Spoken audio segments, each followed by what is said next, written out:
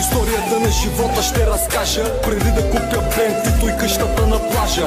Бях един наивен роб, а теб наричате любов. Каквото и да стане, вярвах в теб повече от Бог. Но времето се промени, изгубихме се аз и ти. Сега не струваш нищо, точно като старите пари. Казват, че глупака грешките повтаря. А как се казва на човек, където го осъзнава? Пак на моята маса, я ще пийте, аз ще плащам. А когато трябва да ми сам товаря и изнасям. Това не са грешки, това е горчив урок. Колко от вас намериха се този текст суров? В тая песен ми набирам само за любов. Поздравей за всички, които ми забиха нож. В този ред на мисъл заключение ще кажа: не е важно колко падаш, а дали ще продължаваш.